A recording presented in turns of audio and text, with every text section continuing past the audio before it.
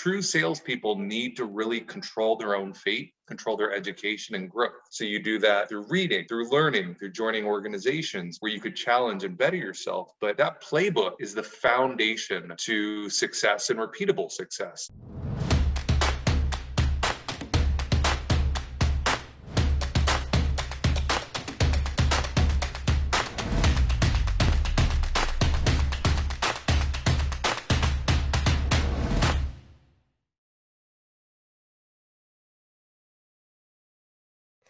So welcome back, guys, to another episode. My name is Ellie Villazon, and today I am joined here with Andrew J. Hahn. He has served as a CRO, SVP, and Global VP of Hypergrowth and Public SaaS B2B tech companies. How are you doing today, Andrew? Doing wonderful, Ellie. Thank you for having me. No one usually puts my middle initial, but I feel a little special today, so thank you. Well, you are very special, and thank you so much for coming on with us. Of course, it's great to be here. So, Andrew, tell me a little bit about yourself. Who is Andrew J. Hahn? First and foremost, I know this is a professional setting. First and foremost, I'm a dad of a 7-year-old son and 4.5-year-old daughter, a husband, and I got a dog.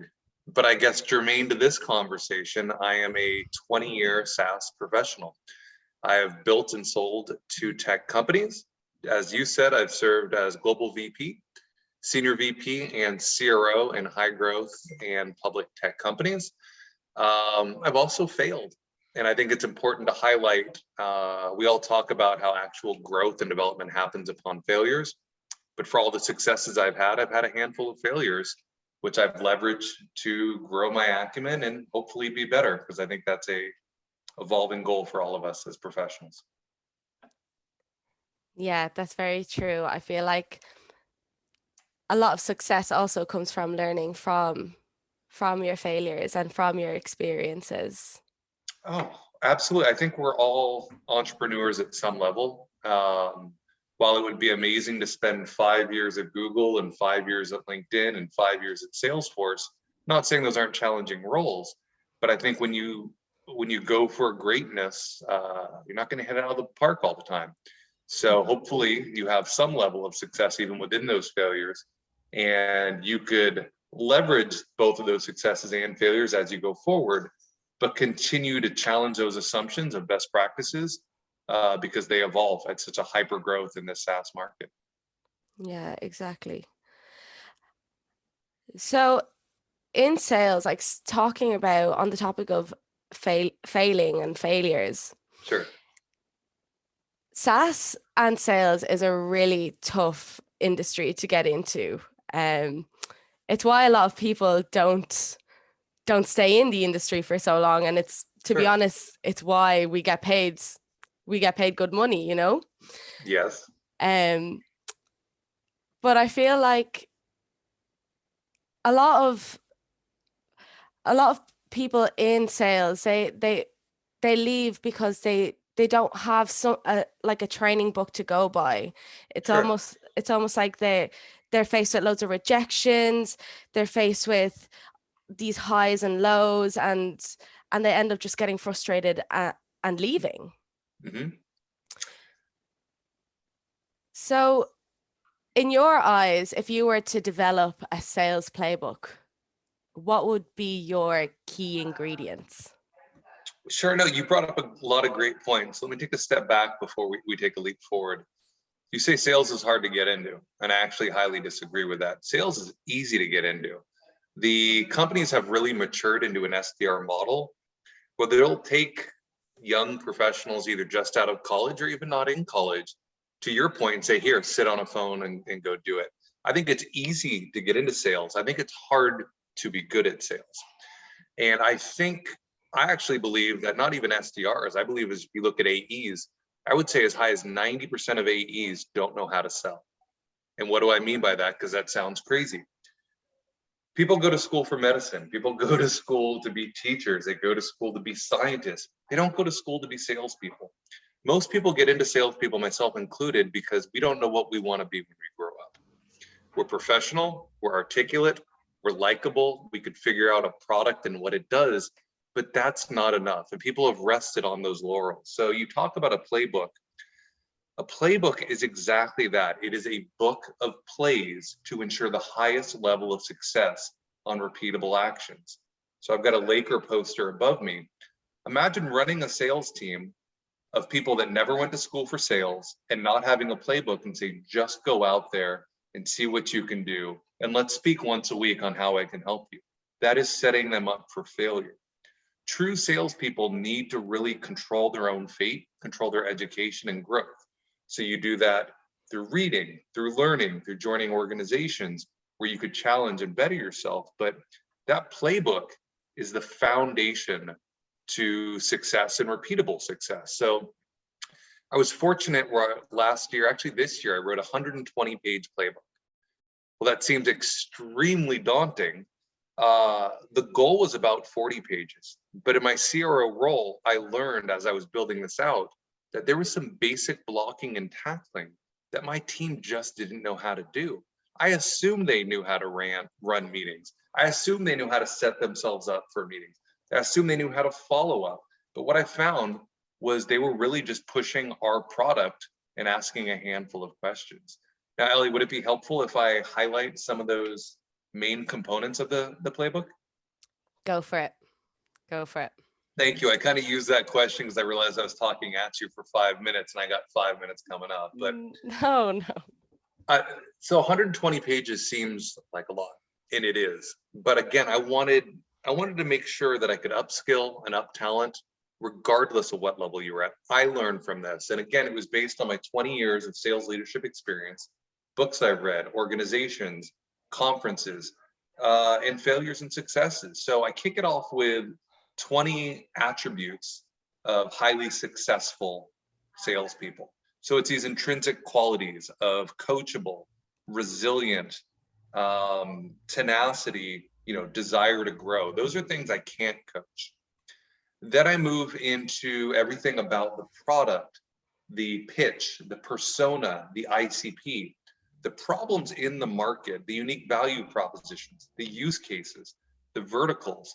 When I talk about the problems in the market, again, we're not here to sell our product. We're here to listen, and we're here to understand, and we need to have a subject matter expertise to be credible and to be trustworthy. So I think that's important as well.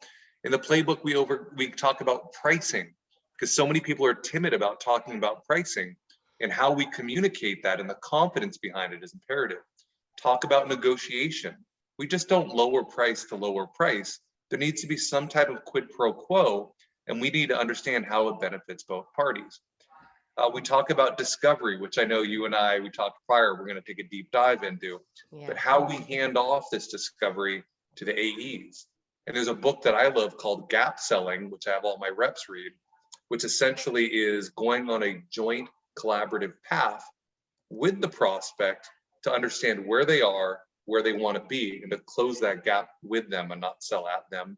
And then basic things like running a meeting with a mutual action plan, mirroring as a sales technique, using body language. I mean, you could see I'm highly intense, but the emphasis and energy that I speak to, the confidence, are so much more important than the actual words, even though words are important. But then again, also how to follow up after a meeting and to ensure the highest success, how coaches and managers can run one-on-ones, but it's really this methodical, repeatable process to ensure the highest level of success and building on their acumen. There was a lot there, Ellie. Do you want to dive in? I do want to dive in. There's a lot of things I want to talk about now. So when you talk about this joint collaboration between the mentor and the salesperson, what does that collaboration look like on a day-to-day basis? Sure.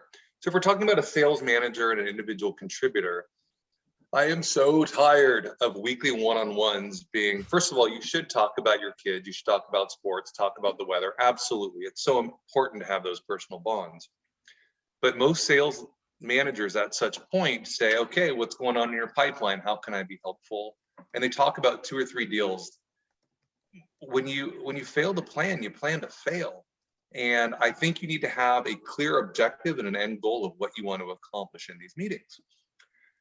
So all my managers are always required to have the same foundation. So after the personal, kids, dogs, weather, you do a pipeline review. And a pipeline review isn't going into each deal and saying, hey, what's the chance of this coming through? It's to ensure the integrity of that pipeline. For example, if 80% of your deals are scheduled to close on the 30th, 31st, or 1st, that seems somewhat arbitrary. What is the compelling event that has this company wanting to move forward by this date? What does this enable them to do? Also, you could check on lack of activity.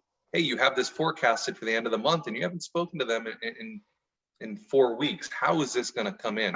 But more importantly, I build out a list of 10 questions that the AE is prepared to answer. They're not going to go through every account, but questions about compelling events, questions about who are they currently using as a vendor, questions about what is their motivation to change, what are the risks?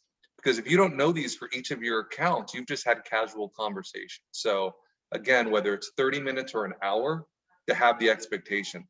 Now, most important, I'm a huge fan of Gong. I have the AE pick a call each week that they want to review with their manager. And I have them talk about 3 things they did well, 3 things they'd like to improve on. And by bragging about what they did well and being somewhat self-deprecative on what they could improve, they've opened up a dialogue to actually get feedback.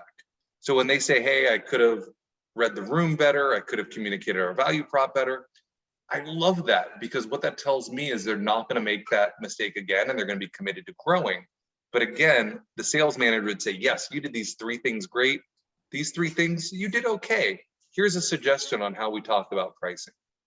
So it's a continual effort to get better. And again, when someone brings themselves down, they're open to feedback and getting better. Right. So it's all about kind of being proactive.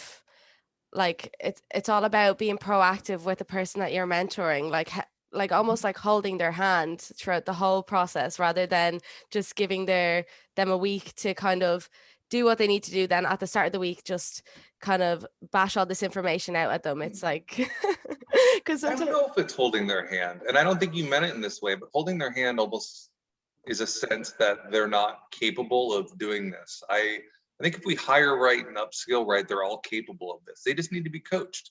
So again, Yeah. Kobe Bryant, one of the greatest basketball players, still had a shooting coach at the peak of his career, still had a defensive coach.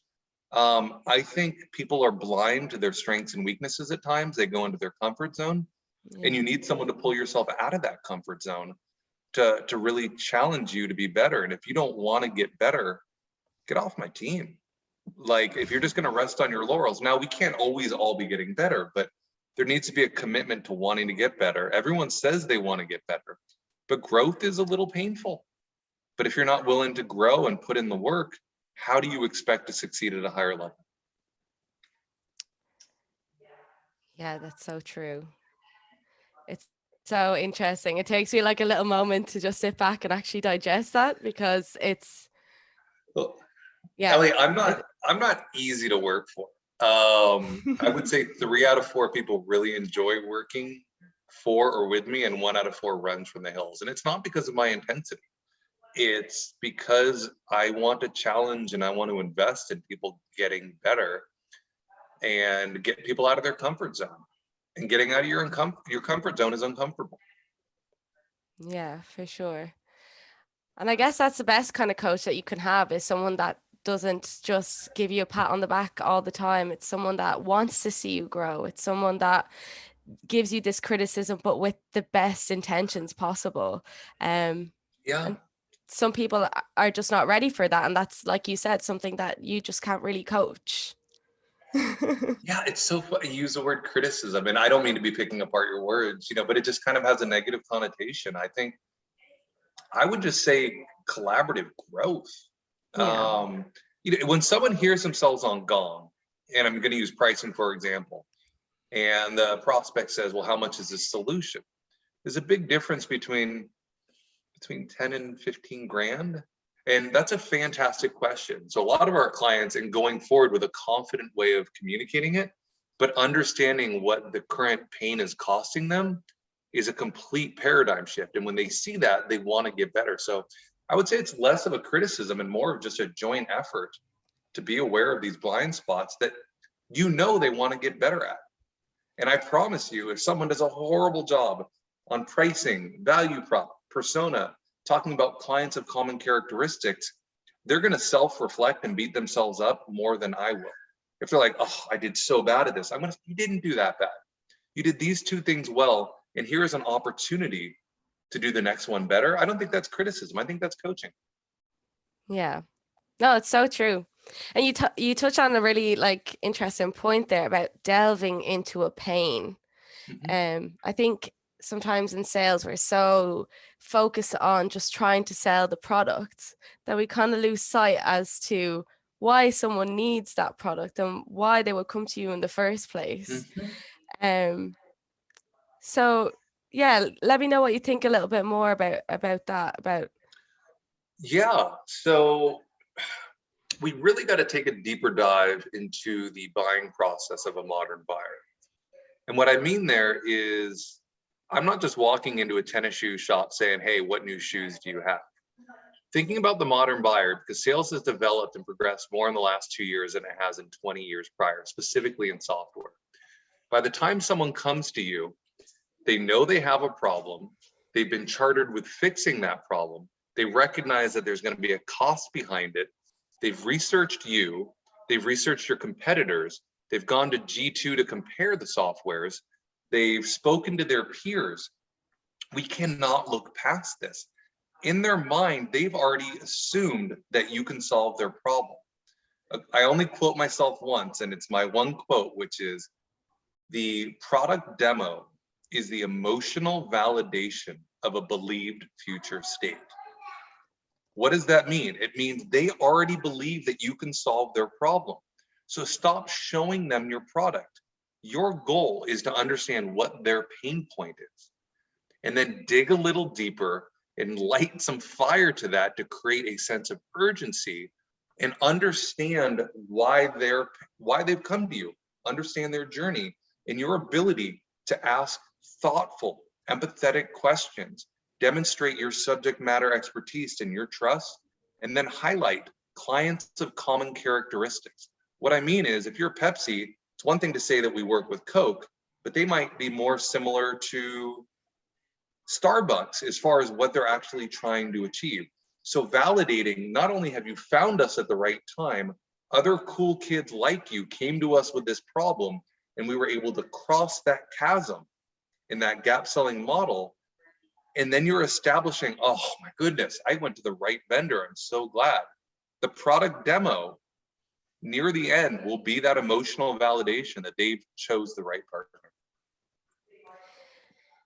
And do you think that personality has a lot to play into like selling a product as well? Because like you said, it's like, oh, this really cool person is selling this product. Do you think it goes a little bit deeper than just finding the pain as well, but also having this persona that people want to come to you? It's a great question, and this is not staged for anyone that's listening. I think about the seller in a 4-box area. So we're going to talk about likability, and we're going to talk about acumen. So let's go around the boxes. So in the first, the obvious no, they're not likable and they don't know the product. Of course, we're not going to buy from them. They're likable, but aren't subject matter experts. What you get there is what I call a hug at the end of the first date. Like, they're going to return your call. They like hanging out with you, but they're not going to buy from you. Obviously, if you're highly likable and you're an expert and a trusted advisor, they're going to move forward. What's really interesting, if you're not that likable, but you're a subject matter expert, a trusted expert, and you've been there and done that, they still will probably buy from you. They're not going to love the experience, but we've all bought from a snobby shoe salesman or car salesman that knew the product inside and out, and you felt that I've got the right car or the right shoe. So likability is huge, but I would choose expertise and a trusted advisor over likability any day. Cool. So expertise over someone that's just likable. Yeah, you get the hug at the first date. And we talk about prospecting, and the hug at the first date is a metaphor for I like you, but I'm just not that into you. So that's very funny. thank you. But it's very true as well. I've definitely been in situations where I maybe have not liked the person who was selling to me so much, but I knew that they knew what they were talking about. Yeah, absolutely. Absolutely. And they led you to make the right purchasing decision, and you felt good about that. Exactly. And you'd probably go back to them. Yeah, of course. Yeah. And so why do you think that, like, do you ever get like what in sales you're speaking to this prospect and Mhm. you're like almost at the stage where you're like, this is the deal, this is the time that we're going to close this deal, this is my man, and then just at the moment where you're about to close that deal, they flake. It happens so much in sales. Why do you think that happens? It's a great question.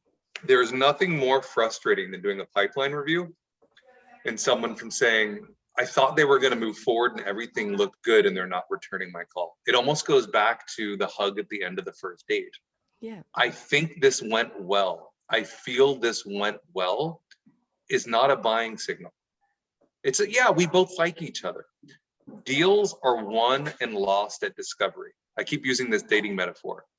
If you go on a blind date, and I've been happily married for 8 years, I've been with my wife for 10, but you know within the first 3 minutes if you want to run from the hills or if you're interested in further pursuing. So deals are won and lost at discovery. What does that mean? So it's a difference, and I'll go back to that shoe metaphor. We've all walked into a sneaker store and someone says, can I help you? You're like, no, thanks, I'm just looking. Now imagine walking into that store and someone saying, wow, those running shoes have some real miles on them. And then you're filling their ego. Yeah, they do. Do you run inside or outside? Oh, I only run outside. Well, I noticed those are Nikes and they're built for pronation, turning outside. Do you tend to pronate? No, I actually just like the color. Now we're engaged in a dialogue and I'm a trusted advisor. So when we look at software, I think, again, we talked about their journey. They've looked us up. They understand they have a problem. Stop telling them what the product does. We have lists of questions for discovery. And the worst is, who are you currently using? What is your problem? Being that trusted advisor allows you to ask those questions. Your ability to get to the root cause of the problem. Why did they reach out to you? Remember, they know they have a problem. They know they have a budget. There's a mandate. They've looked at other softwares. Understanding that journey, understanding the pain that they have with their current solution, and then mirroring is a technique of recommunicating what they said. So yeah, our reports take 2 weeks to get to us. Wow, 2 weeks, how does that impact your business? So having a true level of empathy, digging in deeper, is really important for understanding their future state and earning the right to ask those questions. So it is all about discovery. And if you put a mutual action plan in place, and a mutual action plan is, hey, we want to launch December 1st, takes 2 weeks for procurement, 2 weeks for legal, whatever their other processes are. Then instead of emailing and calling saying, hey, we haven't spoken 3 weeks, how can I help you? You could say, hey, Ellie, I know you wanted to launch by December 1st. In legal and procurement, we're going to take 2 weeks. We're in the middle of November. How can I help you through this process? Deals are won and lost at discovery. You are literally, there's a American football term called a Hail Mary, which is just throw it up and hope. You're in a Hail Mary if they have gone silent or they're not responding, because you either have a single relationship, and I always encourage multiple within the organization, or you feel that date went well and you don't have a mutual action plan, you don't understand the pain point, you're not a trusted advisor. Right. Okay. So the deal the first 3 minutes are the most important minutes Mhm. when dealing with a prospect. So Establishing rapport, uh, subject matter expertise, yeah. and your desire to listen. I know I've been talking at you for 90% of this because this is an interview, but the empathetic, tell me more, and how does this impact your role in the organization? That is literally, they're filling out your discovery list. But I'm sorry, Ellie, please go on. No. It's really interesting to hear about this philosophy because I have been like reading a lot of Chris Voss as well, and one of the biggest thing that he talks about is just listening and being that listener and having empathy and being curious, which I think is something that sometimes people come into this job and they kind of forget, because at the end of the day it is all about selling the product, but really They're just throwing, this is what my product does, this is what my product does. My iPhone does 500 things, but I can't, if I'm a salesperson, I can't show you all 500. What's important is to understand that I'm a dad that works and likes sports. So I need email, I need to take pictures, I need to look at fantasy, I need to look at stocks. Don't show me Guitar Hero and film editing and these things I don't need. So don't tell them everything your product does. Tell them how your product solves the problems that they have as unique individuals and make them feel unique. make them feel special. Because they are. Everyone is special. Everybody is special. Um, and you know, you've been a leader for quite some time, and you've coached a lot of people, and I'm sure that, like you said at the start, like you're not without your failures, and through that you've learned a lot, and it's made you the person that you are today. What would you say to yourself, um you know, what would you say to your past self that was just starting out in his career in sales? What would you say to Run, Andrew? run. No. Look, it's actually a great question. I wasn't prepared to answer. There's a couple things. Success in sales is very serendipitous. And I'm saying that because, look, I was fortunate to be a global vice president through LA's largest tech IPO. How was I successful? First of all, I was good at my job and I was a subject matter expert. I hired the right people that made me look good, and I joined the right team or the right company. So some of the best salespeople have never had an IPO. They've never crushed it. And I've seen some really poor people, poor skills, sorry. You know, we talked about Google or LinkedIn. Not that it's an easy job, but being a cog in a wheel of a larger company lacks the challenge. I guess what I would say to my past self is be committed to continual growth. Try to be humble. I said try because it's difficult. But more importantly, not only is it the company that you choose, it's the person that you're going to report to and mentor. People don't leave companies, they leave managers. I've had some really good ones and some really poor ones, but your ability to communicate, collaborate, be accepted for your strengths, and be challenged and coached on your weaknesses, who you're working with and for is probably the most important advice I would give to myself or to anyone else when choosing their next role. And if you're in an unhealthy relationship, it's not going to get better. So you can do your attempts, but I would really encourage, even if it's less money, if it's at a growth stage company and you believe in the product, the people, the culture, and the upside, think long term, think growth and education, because the short term money is fleeting. Yeah. And what do you think makes a really good leader? Yeah. Well, I can tell you because I've been a good leader and I've been a bad leader. And again, that evolution came through self-reflection and some time. I think a good leader, I don't love the term servant leader, because the way I read it is, I'm here to help you. What do you need? I think what they need, and they is very ambiguous, but they need a level of of guidance and outside perspective. I've ran sales, alliances, marketing. I'm not the expert. I want to hire VPs and directors that are experts at a single particular skill or multi-skills. My job is to add a level of support, guidance, and challenging. And let me come up with 10 ideas. 5 might be gold, 3 might be trash, and 2 might be conversation.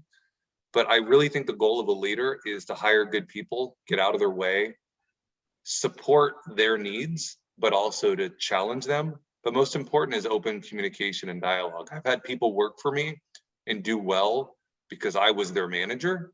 But those that really thrive, it's less of a manager and hierarchical relationship and more of a collaborative, how do we do this mentality. And how do you know if you've hired somebody that's Sure. Hiring is difficult, specifically in this candidate-driven market. I would say 2 out of 3 of my hires historically have been good, and I've probably hired 300 people.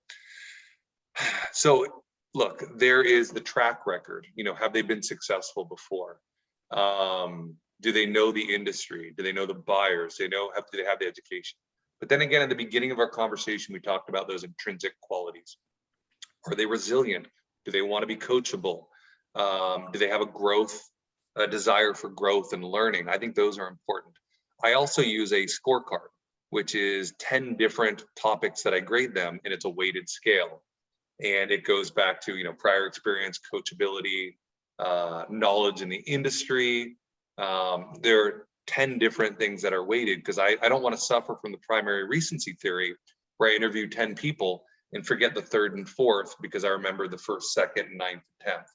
So the other thing I do is also in this candidate-driven world is I make a commitment. If the first meeting goes well, my desire is to hire them to get to a decision within 10 business days, because they're probably speaking to multiple companies. I want them to know that the time they invest in this opportunity, whether it's homework or interviews, will pay off in the short term with either an offer or feedback or a decision. But I think stringing people along a process is, again, back to the dating metaphor. I need to know where I stand and why I'm special or why I'm not special. But I think that level of communication and collaboration sets a precedent to how our working relationship is going to be. Right. And touching back on, you speak a lot about communication, and communication is so important when working as a team. And it's really interesting how you have the scorecards for when you're interviewing people so you don't forget, so you can keep on track of who you and for other people to do the same. Because if I'm having my head of marketing or partnerships or even an IC, I want to see where we're aligned and where we differ. Exactly. Yeah. And so that communication, how do you use that to track how well your reps are doing, how well they're progressing in their career, in their role? Yeah, well, I believe how you do anything is how you do everything. Dramatic pause. What I mean is mic drop. Yes. If we follow up from an interview, if we have a meeting and you don't ask about next steps, or you don't send a casual thank you, Andrew, it's great speaking to you, and how you do anything is how you do everything. That is insight to how you will or will not follow up to a prospect. How your resume looks. I look at resumes for under 10 seconds. Is it well structured, well thought out, and is it articulate? If it is not consistent and articulate, I don't have a high level of confidence that you're going to be able to communicate to prospects and clients. But communication is really at the foundation. But again, I'm offering transparency and truth and telling you I'm going to get back to you in the next 10 days. I just think the ability for them to be reciprocal and communicate at the same level. I want to hear from them. Hey, I'm actually interviewing with 3 or 4 companies. And my question would be, what is it about our company that has a high level of interest? And I'm trying to close them. Recognize hiring people is a two-way street. In a non-candidate driven world, it's a candidate saying, hire me, hire me. Now I think it's a 50-50 relationship where you're going to brag about your accomplishments. The company should be saying, here's why you want to work here. And if it's just, I'm just going to listen and you tell me why, that's another indication that that manager might not be the best for your career. Right. Yeah, that's some good insight. Thank you. So, and when we're talking about transparency, one last thing on this. Sure. How important do you think it is to have transparency between the reps and leaders? It's a great question. Kind of is the answer. I think as an executive team, there are things that you need to hold to the chest. For example, if you're exploring acquisitions, being bought, like there are things that would absolutely disrupt an individual contributor's ability to do their daily jobs. So I don't want to mislead or lie.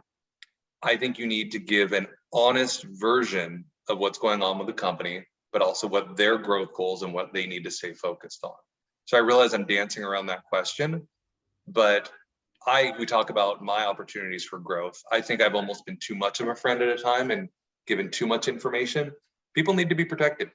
ICs and the team, but I need to have a level of trust with my executive team, but still have a level of transparency, and to make sure that it doesn't bite us in the butt where my team gets blindsided because we have 100 layoffs or whatever that might be. So enough transparency to help the motivation and have them understand the direction we're heading, but just not a detailed map of the particulars at times.